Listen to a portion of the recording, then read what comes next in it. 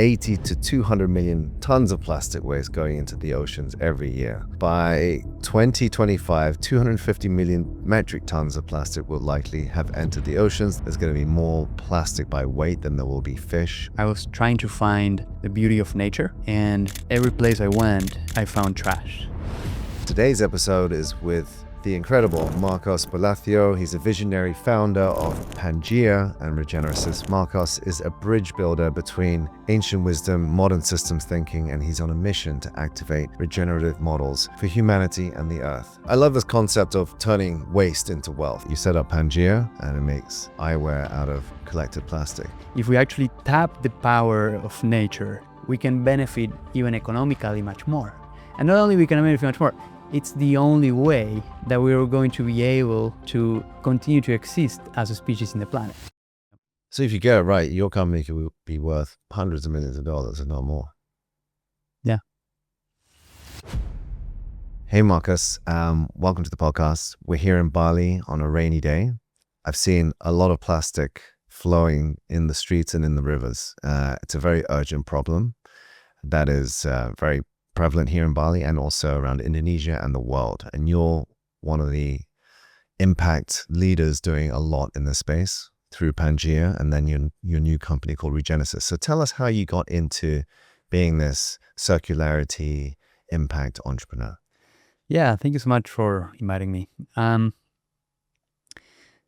say it all started about 7 years ago. I did a trip around the world. And I was trying to find the beauty of nature. And every place I went, I found trash, especially in Southeast Asia. And I remember the first time I went surfing here in Bali, because I'm a surfer and I love the oceans. And I found myself paddling in an ocean full of plastic. And that made me realize that we must radically change the way we make and consume products, because otherwise we are destroying our planet. And if we destroy our planet, we're destroying ourselves. So that was the moment in which I realized that, that swift action needed to be taken. And that inspired me really to try to make a change. Did you have any particular background in sustainability or anything, or you just took the challenge and just went and created a new business around it? Yeah, not really, no. My background started with music when I was very young. I've been playing music since I'm 8 years old. And then throughout high school, I was really intrigued in philosophy and also in science. I really like chemistry as well and physics. And I hated chemistry. I'm glad you liked it. Yeah. For some weird reason, I just like the creative side of chemistry as well. And after I finished high school, I studied sociology for 2 years, and then I dropped out to switch to business and manage my family business. So my background is really this mixture of early music with sociology and business, and then moving into project management, and then from there moving into entrepreneurship and innovation, a lot of innovation management, and then going deep into sustainability, but by myself and doing my own studies around that. So no, I would say it's more of a business and sociology, social business background. And of course, we're in Bali, but your home is Argentina, is that right? So we're a long way away from home. Yeah, that's where I was born. But Bali's home now. Yeah. How would you say that living in Bali has informed how you lead as a entrepreneur and how you come up with ideas? Yeah, so the reason why I chose to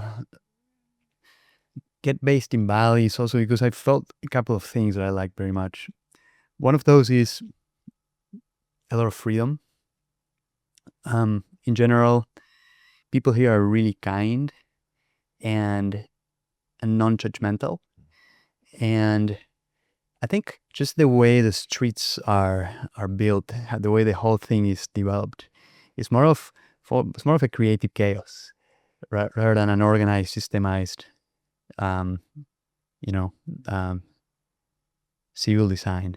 So I like to think of that. Even when you go to New York or any big city, and you have these straight lines right?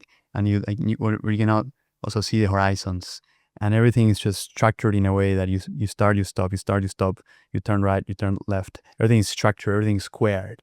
The houses are square, the apartments are boxes. And I come from Buenos Aires, one of the largest cities in the world.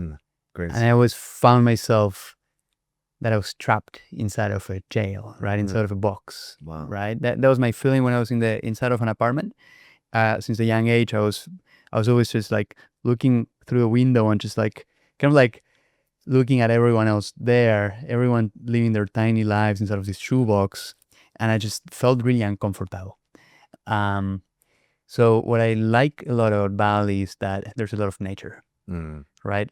Cities are basically dead spaces, right? Where society has basically just basically killed all the nature that was there. There used to be beautiful forests or swamps or whatever it was, full of life. But now, in general, there are these gray spaces with concrete, without sunsets.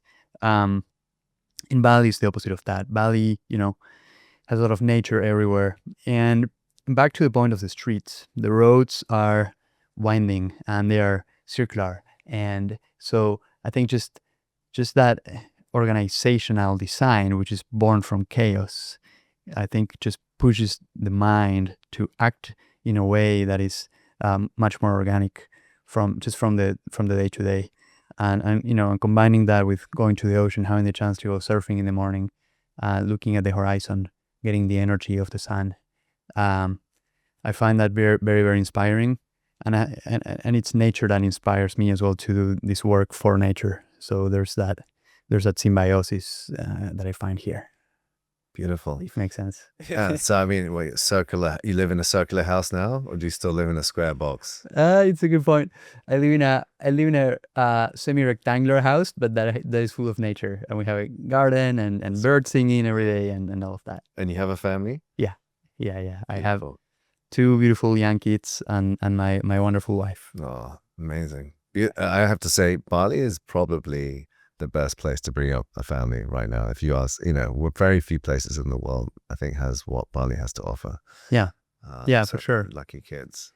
Yeah, especially in the first couple of years. But as they grow now, we are envisioning to move probably somewhere like Portugal, where we can have some of these conditions as well, the connection to nature. But at the same time, I'm seeing for a young kid, at least in our case, we would like a little more of development and some other things that Bali is also lacking at the moment. Yeah, for sure. You don't see many straight lines in Bali, that's for sure. Yeah. Which is, as you say, part of the charm of the place. So you came to Bali, lots of plastic in the ocean. You said to yourself, I'm going to do something about it. You set up PANGEA, which is a circular economy brand, and it makes eyewear out of collected plastic. Just run us through very quickly, it seems like an easy concept, but I'm sure it's not that easy to implement. Yeah. So it's funny because when I first came, basically we settled down here with the idea of launching a travel towel that would be made of bamboo to replace microfiber towels. And for every towel we sold online, we pledged to collect 1 kilo of plastic waste from nature. And this was back in 2019. And that was to help clean the immediate problem of trash being accumulated in the beaches, in the mangrove forests, and everywhere. And that went really well. And the reason why it went so well is because we targeted other travelers, other backpackers, other nature lovers, other people like me and my co-founder, like us, which is those of us who we've been around the world and we've seen the damage that trash has in the planet. But we're all nature lovers. And what I thought is, it's crazy because we are backpackers or travelers and nature lovers, but I realized as well, I started, just studying, the supply chain of all the items that I was buying and realizing, hey, microfiber towels are a great product that every traveler needs, but they actually made 100% of plastic. They actually made of polyethylene, right? They're made of polyester, which comes from polyethylene, which is 100% plastic. And so it's crazy that we're all using this product that it's actually shredding microplastics forever. And so we came with the solution, which is, hey, but what if we create a towel that is 100% made of bamboo? It's renewable. It comes from a basically renewable resource, and it will biodegrade at the end of life, and that it actually cleans the planet. So basically, that went really well, and we started scaling that. And by the third year that we were selling all these sustainable outdoor gear products for other travelers, we started to think, okay, now we have collected 100,000 kilograms of trash. What do we start doing with all of this waste, right? And back to your question,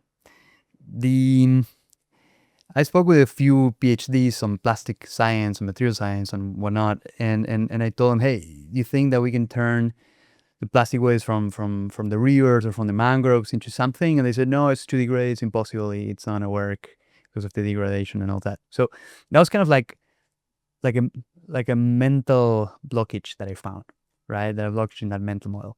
And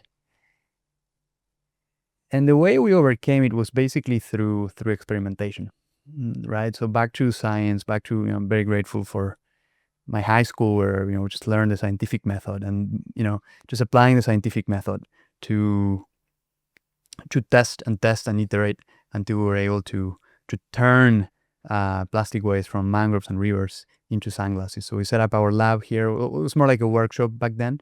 And we brought a designer from England, we imported some machines, we trained the locals, and we started making the eyewear from mangrove forests, from rivers, and from fishing nets that we collect from the beaches in Bali as well. Incredible. And you've had quite a bit of success selling these. You sell them in retail stores and also to other vendors. I mean, how can one get a PANGEA sunglass? Yeah, so those we launched on Kickstarter. We were able to leverage Kickstarter really well. So we sold $300,000 of those in the first 10 months and shipped 2,500 units to 60 countries around the world. And then we continue to sell them now through our website. And we also place them in a few stores here, including Rip Curl in Seminyak and some other stores that are basically participating now in this supply chain that instead of polluting the planet is cleaning the planet, right? Because when they sell it and when, let's say, a tourist comes and buys it, for every sunglass we're collecting 10 kilos of waste from the mangroves and the rivers, and part of that waste is what we turn into the sunglasses themselves.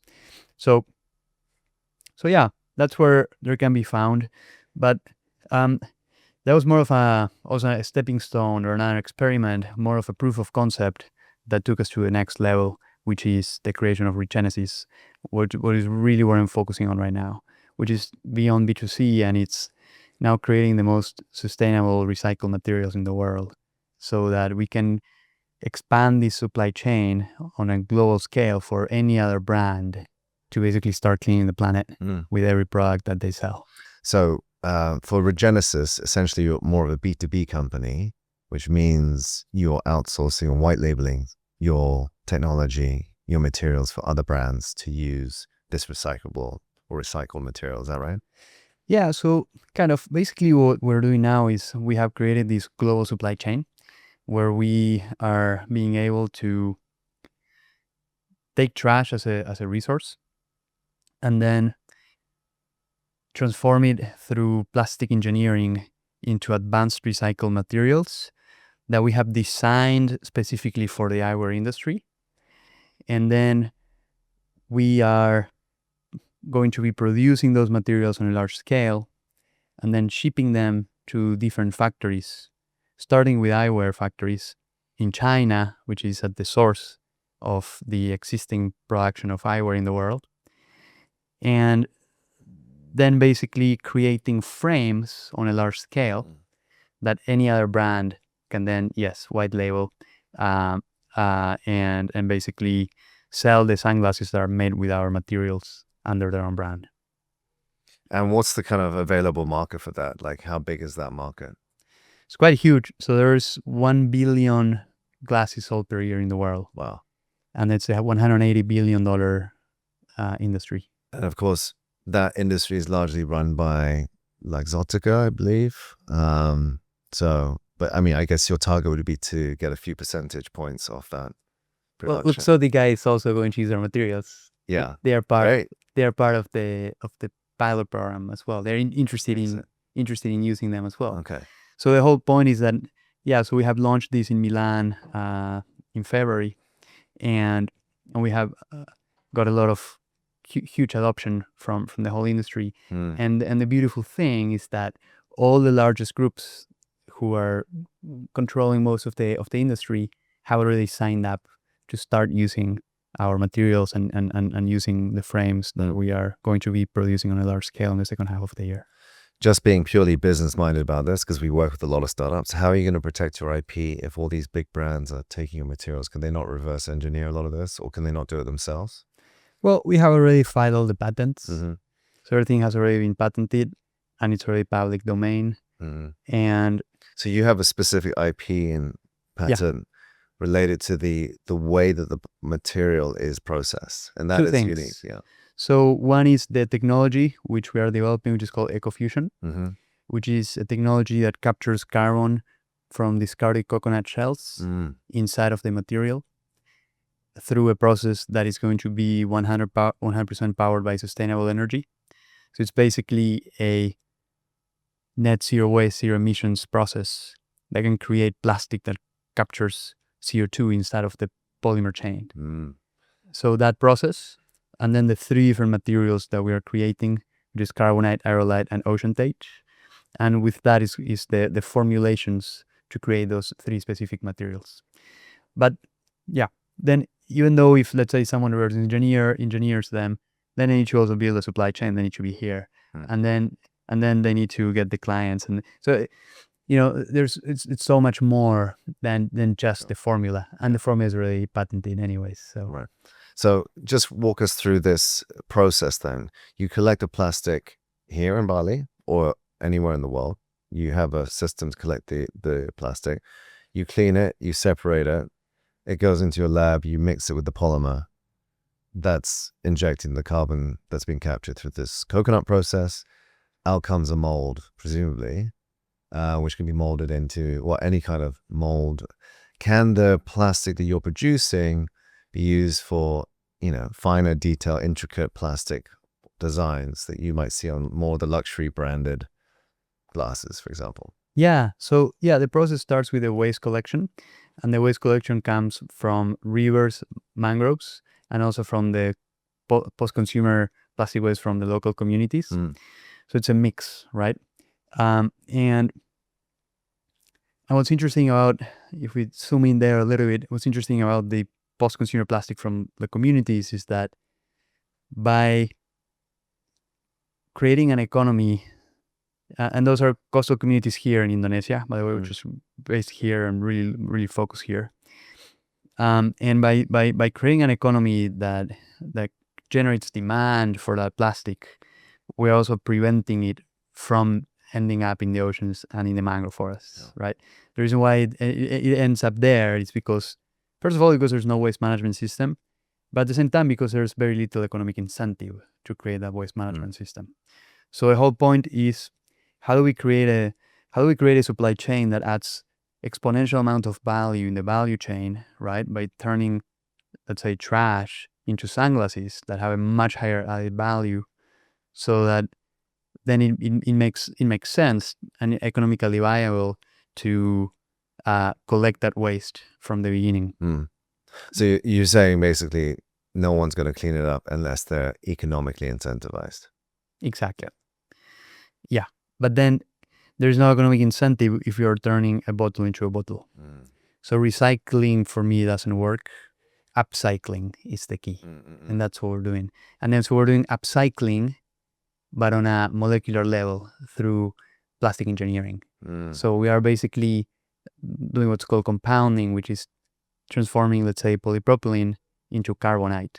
And what is that? It is blending polypropylene with recycled carbon fiber, with biochar that captures CO2 inside of it, and with a bunch of other ingredients, so we can transform polypropylene into a material that is much, much stronger, and that it's engineered to work extremely well for the specific application of sports eyewear, right? Which doesn't need to be so, I guess, fancy. No, it's not fancy, because it can be fancy as well, right? At the end, what is fancy, it's just the design. So back to your question of the injection molding, yes, the plastic can be injected into any mold. And we're speaking with some very large brands already that even want to use it, for example, for the production of Bluetooth speakers. Right. So, consumer electronics can also benefit from that. Any brand that is basically using plastic, which is, most of the products that we wear in our daily life, we'll eventually be able to switch to our materials and start cleaning the planet and capturing carbon and decarbonizing their supply chain just by switching the materials that they're using. So that's definitely the long-term vision. But anyways, back to the sunglasses. It's really about re-engineering post-consumer, let's say, ordinary waste. So we're adding that upcycled value in the plastic engineering, so that then it can be utilized in an industry that has never been using, for example, polypropylene before, because polypropylene doesn't perform as good as the two other key materials they're using, which is nylon, TR90, and acetate. So here the key and what we're doing in our research is, okay, so these are the properties that these materials currently have. These are the properties that these waste that we find in the mangrove forest and in the rivers have. Now, how do we take these to that point so that it can perform in a similar way? So that's the research objective of what we're doing. Right. And this can all be produced at scale, presumably? Yeah. Is your price point competitive with polyethylene or the traditional the nylon, stuff, the acetate? Yeah, so for sure. So definitely at a large scale, there's 1 million tons of plastic waste that enter the oceans in Indonesia per year, right? Which would be enough to supply the global fashion eyewear industry by far. So there's definitely enough feedstock. We already have the partnerships as well that we can tap into to already get 140,000 kilos per month of feedstock, which would be enough to produce about more than 3.5 million sunglasses per month. Wow. And that's already with the existing partnerships that we have built, which is just tapping into that supply chain as well, right? And we have also partnered with a manufacturer that can produce our composites on a large scale and produce 2,000 kilos per hour of our materials in Java. So the capacity is already built in, and then on the manufacturing, we have already signed a partnership with a very large scale eyewear manufacturer that produces 12 million pairs per year. So that's already in place. Is there, I've got some cheap sunglasses here that I bought at the airport because I lost mine. Sunglasses, you lose them, they break every trip, right? So is there a standard that people should look out for when they buy sunglasses to show that they're made from recycled materials or upcycled materials yet? Or is that something you're going to create? Yeah. Can you basically create that with your material?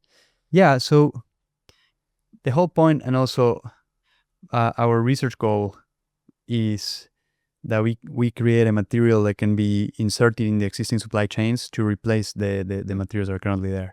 So this one is most likely made with virgin plastic, about 98% of all the eyewear in the world, which is basically just pumping oil from the earth to produce virgin plastics. And yeah, if what we see is that consumers are seeking for more recycled materials, especially in Europe and in the US, in developed countries, and also brands are trying to sell more recycled materials as well, and a lot of them have these targets to start commercializing more recycled sunglasses. But the problem that I identified is that the materials are not really there yet, and the supply chain is not fully there yet. There's a couple of recycled or semi-recycled or partially recycled options, but there's no option currently that is cleaning the environment. That is taking the waste from nature or from ocean-bound plastic, or there's only a very few limited available options there. And what about lenses? Can you make the lenses? Great question. So we're not focusing on lenses at the moment. We're only focusing on frames, but eventually we'll work on them and we'll try to create recycled lenses, or more interestingly as well, biodegradable lenses. As in the future, we want to evolve towards biomaterials. So I love this concept of turning waste into wealth, and it's definitely the big untapped market here, right? We are literally, going back to the statistics, pumping 1 million tons of plastics into the ocean just in Indonesia alone. Just reading off some other statistics, nearly 80 to 200 million tons of plastic waste going into the oceans every year. And by 2025, 250 million metric tons of plastic will likely have entered the oceans. They estimate there's going to be more plastic by weight than there will be fish or marine life in the oceans. And the numbers are just staggering. There are 5.25 trillion pieces of plastic waste, like microplastics and larger pieces of plastic in the ocean already. And of course, it's having huge effects, not only on marine life, but also on our health. They've recently discovered microplastic in our testicles. Sorry, boys. It's in our cord blood, placental blood. It's in our breast milk. It's in our brain. Yes. And they estimate that humans ingest 5 grams of plastic every week. That's like a credit card worth of plastic. So you're literally ingesting your credit card. So the big question is, why is it taking so long? And why is it that you're one of a few people out there trying to do this? I mean, it seems a little bit crazy, really, that no disrespect, you're an Argentinian, 32-year-old Argentinian, government should be doing this, right? So, which is amazing. You are a great example of what a conscious leader or social impact entrepreneur should be doing. But there are not enough of you. So how do we get more governments to be doing this, more entrepreneurs onto this? Yeah. So I think the reason why the government cannot tackle that issue yet, especially, again, the main problem comes from only a few countries, to be honest, and most of them are in Southeast Asia.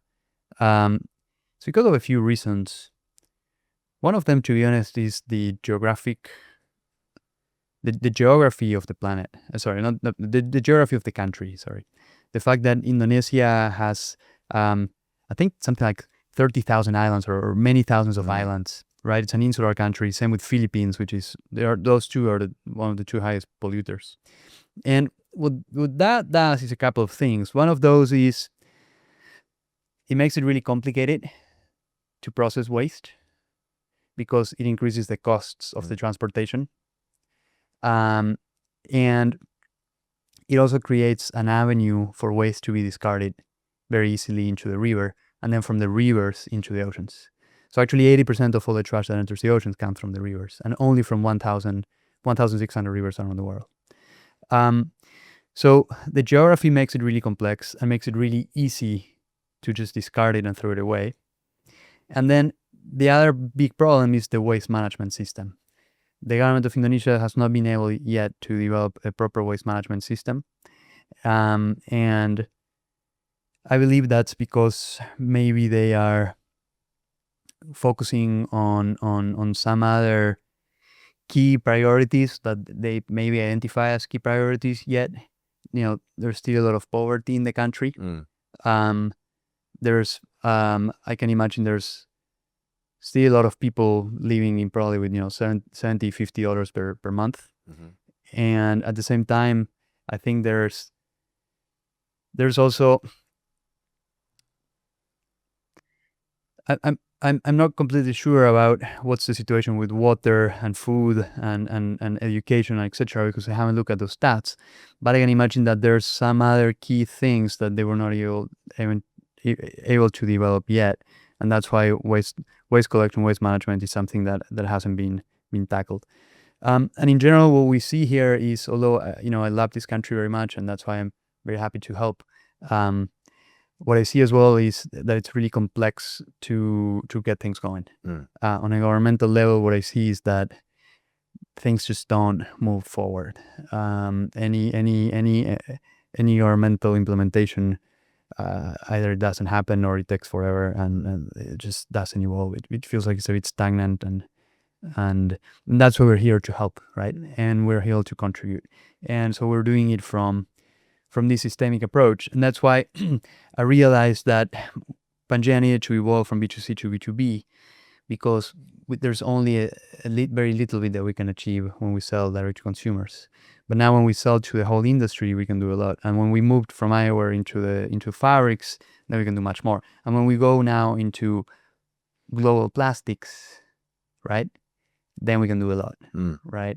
Then we can actually help turn the plastic industry into a circular regenerative engine that is cleaning the planet instead of polluting it.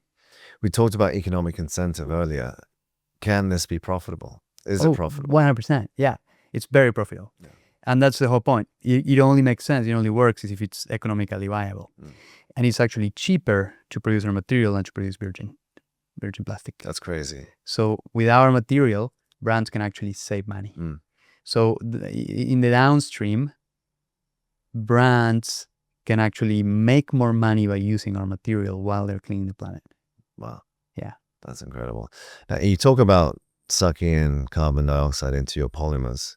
How much carbon are you talking about? Like, let's say you buy one of your PANGEA sunglasses. How much carbon are you sucking in by doing that? So we are doing that by mixing in biochar from discarded coconut shells. And basically, at the moment, we are working with 10% of the material, the whole material being made with biochar. Aiming potentially to try to increase it to 20% if possible. But let's say currently in the 10% mark. Biochar absorbs 3 times more carbon than its weight. And that's because it takes 3 times more amount of the raw material to produce, let's say each gram of biochar. So if we are using 10%, that means that there is 30% of CO2 captured within. And for one pair of sunglasses, which is about 30 grams, 10% would be 3 grams. So multiplied by 9, it would be about 9 grams of carbon that is captured within the frame. Wow. So on an individual level, that's not that much. But when you think on a collective level, right, for every ton of material that we create, there is 300 kilos of CO2 that is being stored within those materials and downstream in the product. Yeah. Incredible. And really, you can imagine that's going to be an industry-wide thing in the future. Like, most products should be made out of materials that are capturing the carbon. I think that's incredible insight. Yeah. And what you're doing there is fantastic. So coming back to Bali as another little more localized question, you mentioned the rivers. There's 1,600 rivers. Most of the plastic is coming into the ocean from the rivers. Yeah. Why is that? Is it, you go to the rivers in Ubud at the higher up altitude and you still find plastic? Where's it coming from? Yeah. Is it literally people just throwing it in, and who's throwing it in? Yeah. I don't want to blame. I just want to be factual here on objective. But the reality is that all the communities that live in all of these islands in this country, Philippines, and across the region, since there is no formal waste management system that is backed by the government to collect the waste from their households, they need to pay to hire someone who's going to be picking it up from them. And first, they're not educated, they don't care, and they don't know about the consequences. And second, they probably don't even have the money to do it. Then what the other alternative is to throw it. Where? In the river. Yeah. Because of the geography. And also, something a little more anthropological, let's say, is that these communities have been living in these islands for thousands of years. And for thousands of years, they were using materials that were biodegradable. So they were in their DNA, their social DNA is ingrained that, just throw things in the river and they will always biodegrade. But it's only 60, 70 years ago that we started introducing mass plastics. And then what did they do? They continue to use the rivers as the place to be discarded. But the problem is that plastic that never biodegrades. So now that's why it's now so conflicted. And as a tourist or a visitor to a place like Bali, who's responsible as well? Like, are tourists having a negative impact, do you think, on the island? Well, yes, but it all depends on the waste that they produce and how is the waste being managed. So in the more touristic regions, there is private waste management that most hotels are paying for, so the waste is actually getting collected and discarded, and it depends what is that waste management company doing with it. Most of that is going into the landfill, so there's a bunch of landfills here. So I would say tourism affects in the fact that there's more waste generated, but I believe that most of that waste is ending up in the landfill, which is also not a great thing. But I think it's very unlikely, or a very small percentage of the waste from tourists is actually ending up in the rivers and therefore in the oceans. Coming back to Regenesis, this is the new company you've set up. It's more of a material sciences company. And I don't think there are material science companies in Bali, so you might be the first. You must be the first.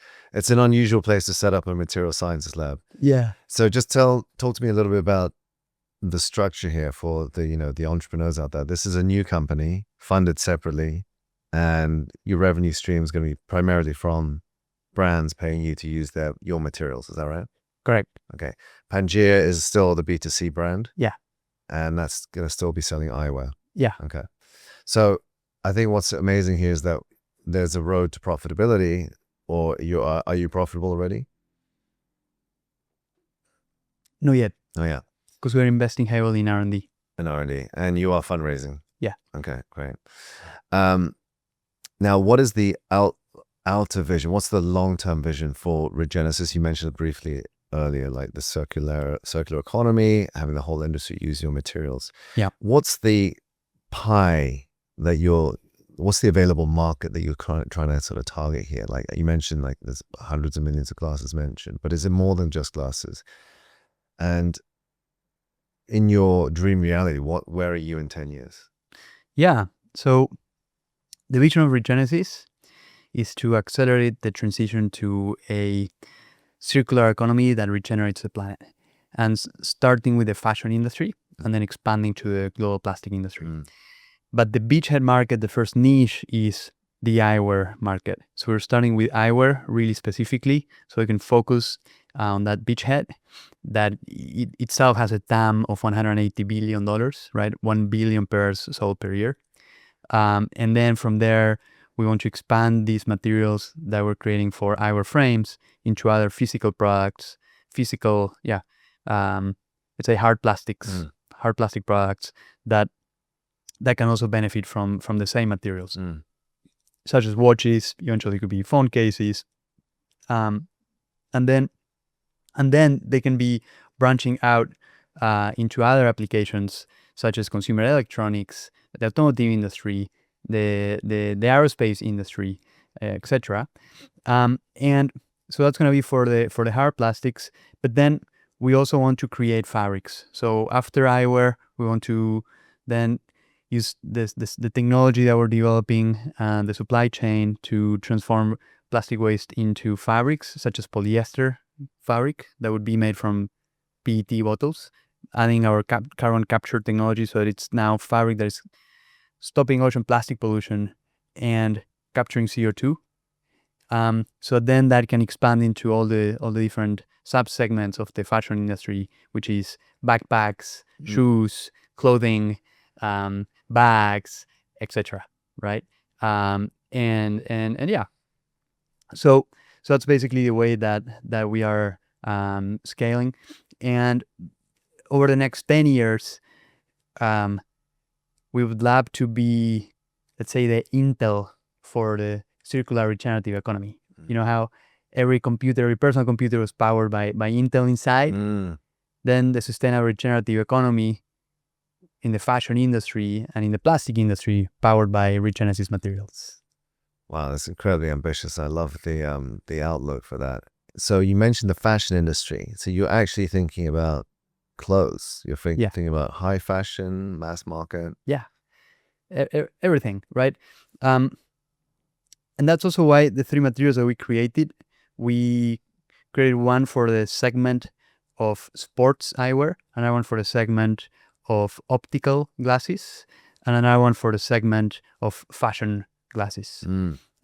So that way we can also capture the whole eyewear industry in the three different segments that it has. And then we are seeing adoption from the three of them and for the three materials almost equally. And we are already speaking with the groups that own the most valuable high fashion brands that are very interested as well in incorporating our materials. Yep. So if you get it right, your company could be worth hundreds of millions of dollars, if not more. Yeah.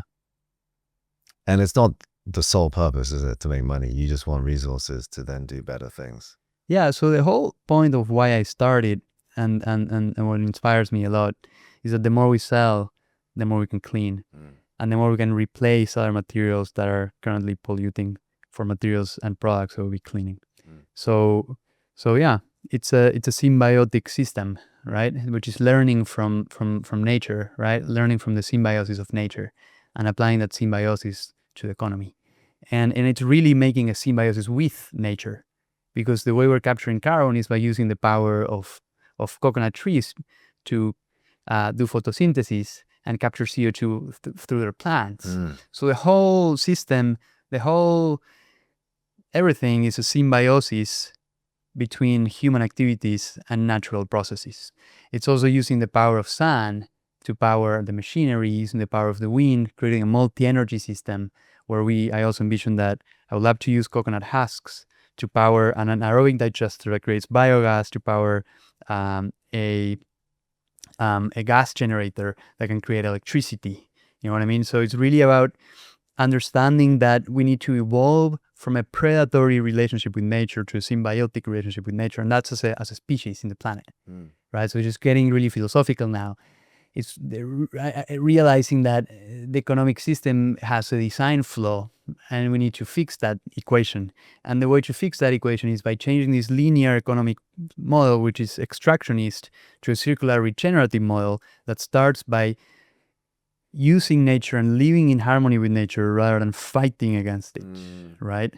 So it's stopping this idea that it's human versus nature, and realizing that if we actually tap the power of nature, we can benefit even economically much more.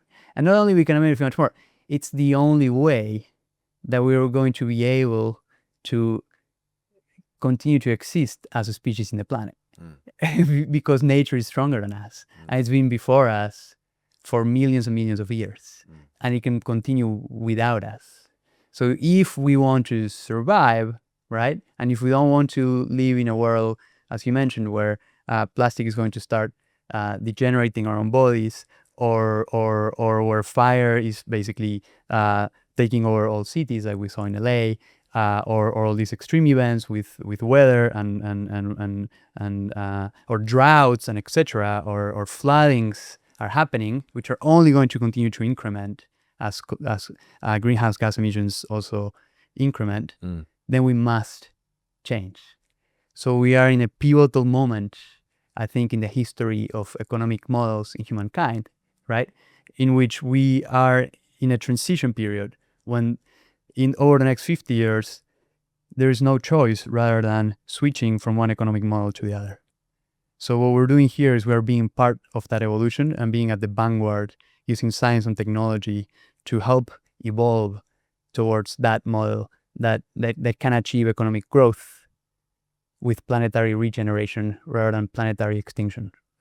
Yeah. So it's not just a plastic problem. What you're talking about really is that it's a systems-wide issue across the board with capitalism. Yes. So what you're essentially saying is we need to change the framework of capitalism, or the society that we live in.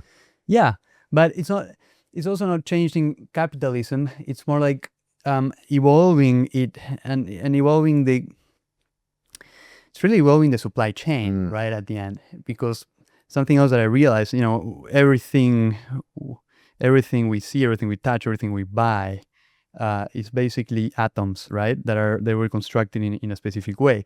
So it's all really about the materials. However these materials were constructed, and however these items were produced, that's the impact that it's having in the planet. So it's realizing, and then that 80% of all carbon emissions are generated upstream in the supply chain. If we are able to change the way those atoms are produced, right, and producing those atoms in a way that is carbon negative, it is as simple as then using those materials in replacement of these ones, and then the whole product, or most of the product, is going to be, carbon negative or carbon neutral. So what I'm trying to say is, we don't need to change capitalism. We just need to change the way we are making and consuming products. So it's really a supply chain issue that's starting upstream. What's your limiting factor right now? What's holding you back from going faster? Funding. And why is funding a limit? I mean, it sounds great what you're doing. Why are we not getting more capital? Is it because the investors haven't got the right mindset? We're getting a good amount of capital, but it's also based on the location. So being in Bali definitely has also a few disadvantages, such as the access to capital. It's much harder to fundraise here because investors maybe don't even look at it, or because they have their... I've been speaking with a lot of investors in Europe who have this thesis to invest in the things that we're exactly doing ourselves. But it's like, oh yeah, no, sorry, we love it, but we can only invest in France. Oh, we love it, but we can only invest in Europe.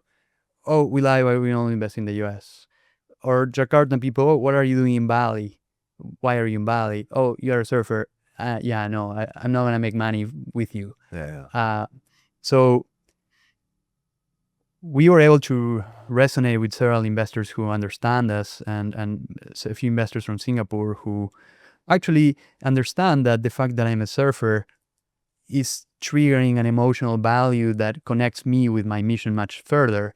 And it's therefore going to make me fight much stronger, because I deeply care about what I'm doing, way beyond just making money. Because it's not money. Money is just the instrument that is enabling us to achieve this impact, right? And money is also the necessary outcome that needs to happen for investors to get, a return on their investment, which I understand and I'm working towards, and we have already been achieving over the last few years. So yeah, back to your question, I think it's the location. And it's also, from my side, it's the complexity of managing everything as an entrepreneur. It's really hard to fundraise while you're doing R&D, while you're doing sales, while you're doing marketing, while you are doing all of these things in parallel. So that's also, the complexity of being an entrepreneur. And one last thing I would say is also the current situation of the VC market, which is the lowest it has been in a very long time, where due to the interest rates, due to the interest rates in the US, there's just way less money, VC money floating around, right? And there's also been a very large drop of funding towards climate tech due to the elections in the US as well. Yes, the political situation, of course, with President Trump coming in has drastically changed the landscape for climate tech. It was already getting difficult before with the interest rates. So how do you cope? What's your strategy to deal with this situation now? And have you noticed that companies and VCs are very much less interested? Yeah, it's very challenging. It's a very challenging situation right now for climate tech. What we see is that there's a lot of investment. Most of the investments are going towards AI. And so we have also been actually leveraging AI a lot to create our materials. So I also want to focus on leveraging AI more and developing some AI tools that can be implemented for material science, so that through AI we can also be able to tap into some of the funding that is seeking AI, AI technologies. So it's implementing more AI as a strategy there.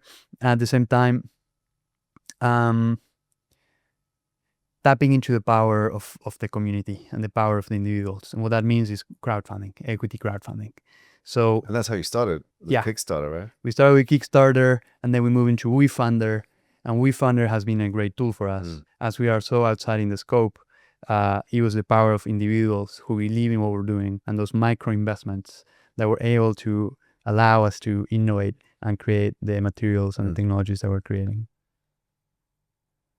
Going back to AI, robotics, do you envisage in the future that robots or drones or underwater, deployable drones would be cleaning up a lot of this plastic in the oceans or on the beaches? Because some of it is just, polystyrene and the microplastics is everywhere. Like, even if you had humans picking it up, you wouldn't be able to get it all out. Very true. 100%. So over the next 5 years, I envision, a fleet of robots powered by sustainable energy, cleaning the environment, and then other robots bringing the plastic waste to our facility that is using computer vision and AI to identify the waste and into a fully automated system that is, again, powered by the sun and the wind, and achieving all of this in a much larger scale and in a better scale as well. And we touched upon this earlier, but surely that should be something that's funded by the UN or the government. But you're saying that this has to be funded, or is probably going to be funded privately. Yeah, we'll see what happens in the future. We have never tried to apply for grants yet. This year we want to start applying for grants and see what we can find.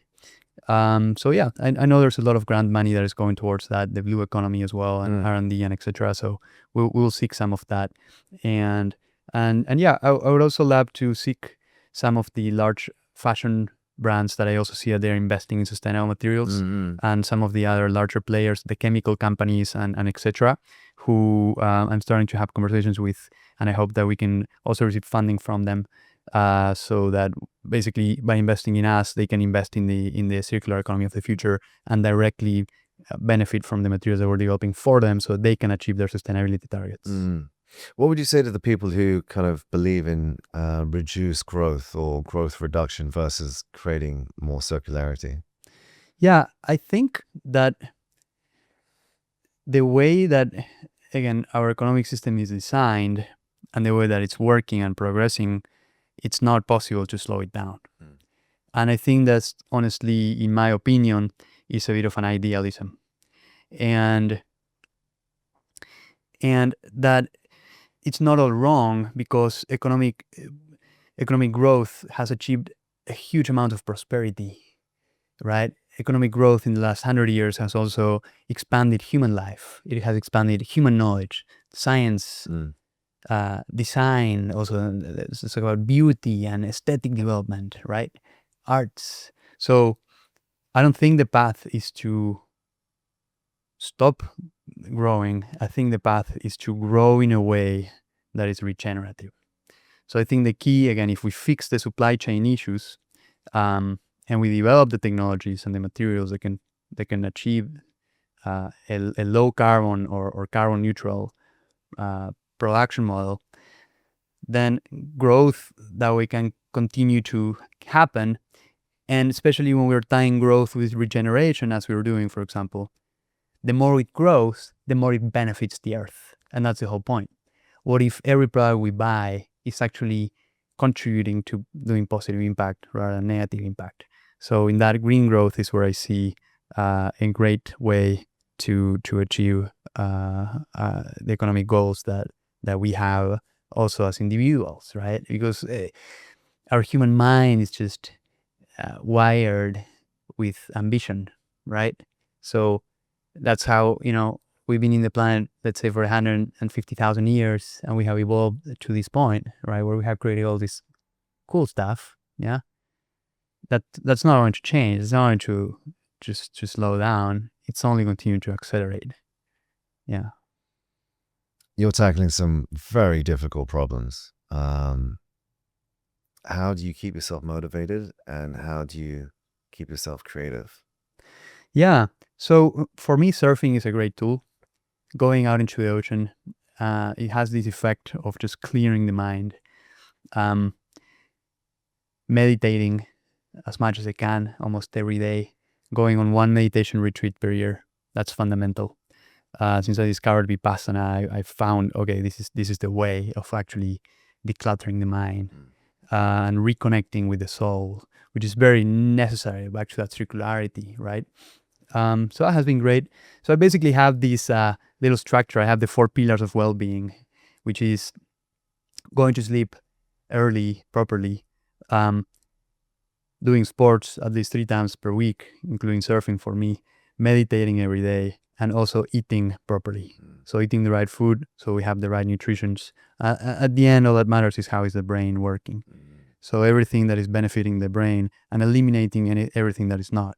So eliminating alcohol, mostly eliminating as well, smoking I never did, but basically trying to eliminate social media for sure. Yeah. Right? The things that are bad for the brain, and then doing more of the things that are good for the brain. So that's there.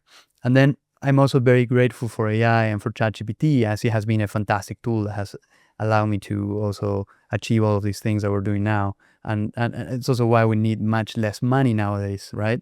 Because by tapping into all these tools, we're able to move much faster and unlock so much knowledge that before it would have been impossible, with all these agents as well that we have that are basically, how do we solve the problem of fundraising? We just program a bot that is a material scientist. Another one that is a lawyer, because lawyers are so expensive in Singapore that we just cannot afford them. So okay, let's just program a lawyer, and we get better results because it's immediate. So I think it's also using all these AI tools for our benefit to achieve the objectives that I have. Amazing. What would be your top 3 tips for emerging social entrepreneurs or impact leaders? Yeah, I'd say the first thing is connect with your heart really deeply, right?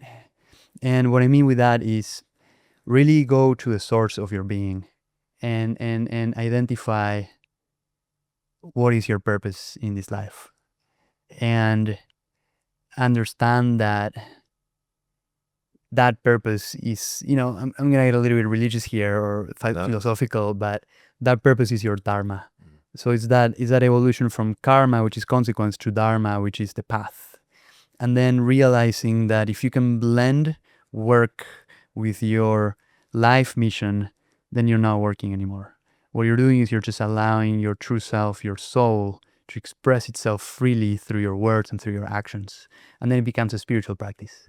So then work is not work anymore. Work is just the physical expression of the path of the soul. So I think finding that soul is the first step, finding the heart, and then following the heart no matter what. No matter how hard it gets, just go back to the heart, and you will find the answer. You will find the way. You'll keep pushing forward and fighting for that future, that purpose that you deeply care about, and envisioning that's happening. And the last thing I would say is celebrating the wins. I like this concept of the gap and the gain. So it's looking at the gain that we have achieved constantly on a weekly basis and celebrating those wins while we look to the gap of where we are, the present self to the future self, and understanding that we are always getting there. And just keeping the spirits high to never give up. Beautifully said. How old are you again? 32? Where did you learn all this? It's all AI. It's all AI.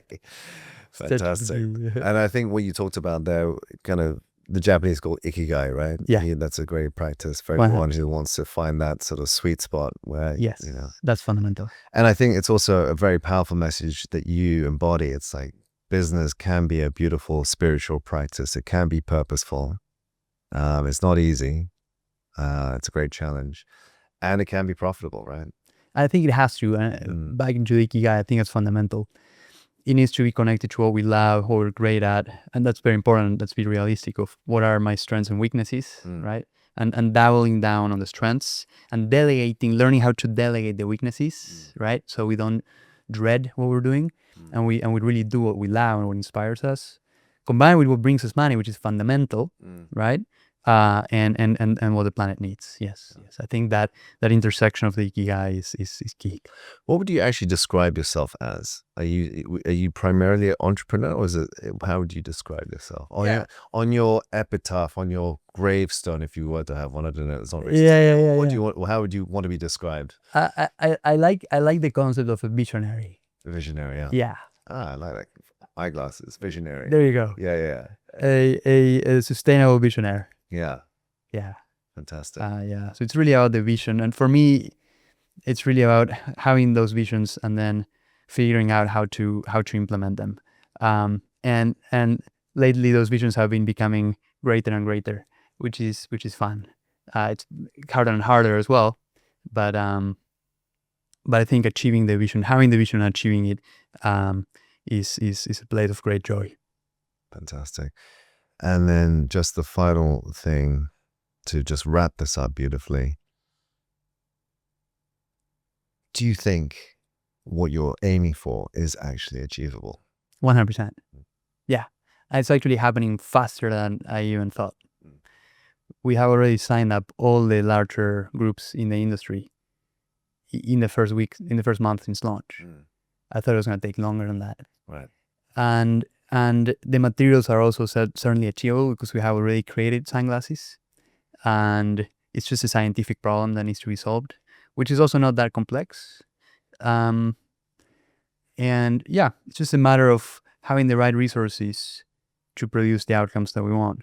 So as long as we can put together those resources, which is the right amount of funding, the right amount of time, the equipment that we need, and especially the talent, then we naturally should be able to achieve the results. So yeah, we've been doing it since we started. Every single goal we have achieved after solving all the problems, better or worse, and always learning from our mistakes, always improving, back to circularity in this endless iterative spiral of excellence and constant evolution. Amazing. Yeah. Thanks so much, Marcos. You've been an incredible guest, and good luck with everything. Thank you so much. Cheers, then.